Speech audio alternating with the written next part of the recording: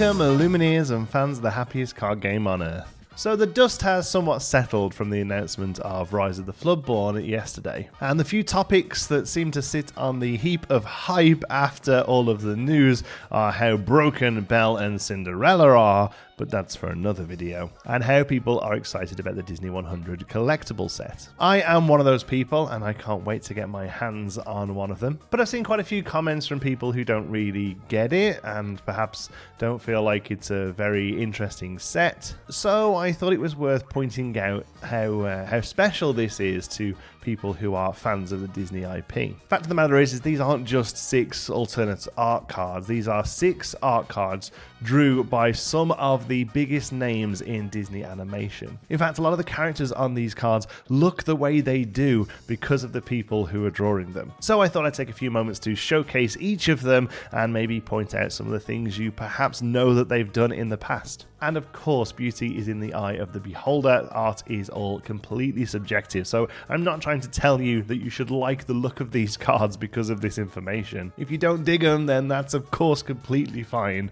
I just wanted to point out some of the pedigree behind them that a few people might not actually have realized. First up is Mickey Mouse Friendly Face, drawn by the incredible Mark Henn. Mark started his animation career in 1978, where he was accepted into the character animation program at the California Institute of Arts. Just 2 years later, he started working for Disney on The Fox and the Hound, and over the years became the go-to man for heroines in Disney animation. Most notably directing animator for Ariel from The Little Mermaid, and supervised the animation for Belle, Jasmine, and Pocahontas. He was even more recently the supervising animator on Tiana from The Princess and the Frog, and whilst a 2D animator, he still works for the company despite their move to 3D. A lot of the incredible 2D animation sequences at the start of movies are still down to Mark, including Zootopia, Ralph Breaks the Internet, and the 2D animation sequences in Moana. But here he's drawn a beautifully light touch Mickey Mouse, still showing some of the volumetric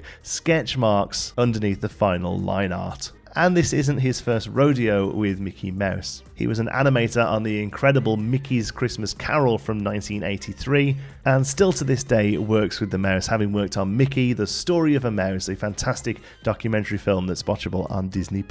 Elsa Gloves Off is drawn here by a newer member of the Disney family, Brittany Lee. She first started in the art department for Paperman, an incredible short, and has worked in visual development on most of the movies from 2010s and onwards. She's probably best known for her work on the production of Frozen, which includes all of Anna's dresses and hairstyles, and that famous braid that gets swished around in Let It Go, which is why Elsa Gloves Off is such a perfect fit. The art here is very reminiscent of her paper sculpture illustrations and her tactile design process in general. She once had a somewhat viral hit when she made an elaborate model of the Sugar Rush racetrack from Wreck-It Ralph out of actual candy, and you can now find prints of her beautiful paper sculptures over on Etsy.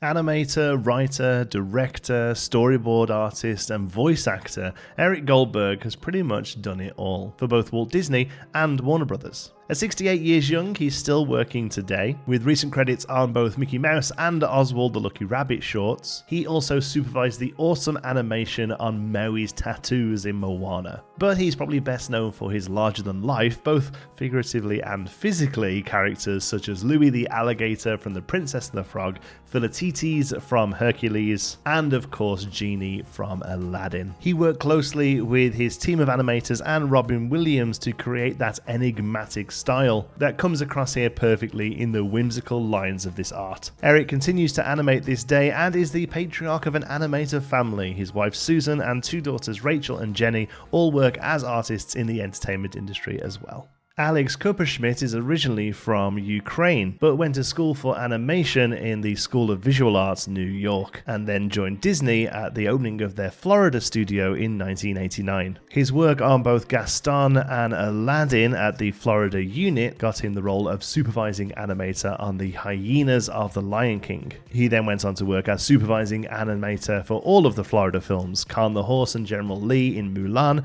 obviously Stitch in Lilo and Stitch, and Coda character from Brother Bear. After the Florida studio shut down in 2004, Schmidt moved to the Bergback plant and has continued to work in both 2D and 3D mediums since. One of his most recent successes was animating the incredible Maximus in Tangled. The thick line art here of Stitch Abomination is very reminiscent of some of the early test drawings for the movie and shows off Stitch's crazy destructiveness perfectly. The clean shapes and imposing silhouette of Maleficent Uninvited is by Laralay, the only artist featured in the set of 6 that hadn't previously worked on the character as far as I can tell. But with Maleficent being originally drawn by Mark Davis, one of the 9 old men some 60 plus years ago, that is unfortunately getting harder to do. Comparatively, Laralay is a relatively newcomer to Walt Disney Animation Studios. She graduated from Cal Arts in 2007, having moved to California at the age of 14 from Andorra. She then soon started as a trainee for Walt Disney Animation Studios and has gone on to work on The Princess and the Frog, Tangled, Winnie the Pooh, and Wreck-It Ralph. She illustrates many of the Little Golden Book series of books and is very active on social media, having an absolutely fantastic Instagram that is well worth checking out. And lastly, but by no means least, a beautifully stylized version of Maui Demigod is presented by Bill Schwab. Bill spent many years cutting his teeth as a cleanup artist for various movies and TV shows, before eventually focusing on character design for Wreck-It Ralph, Zootopia, Frozen, and of course Moana. He's most recently been working on Disney's Wish that comes out November of this year.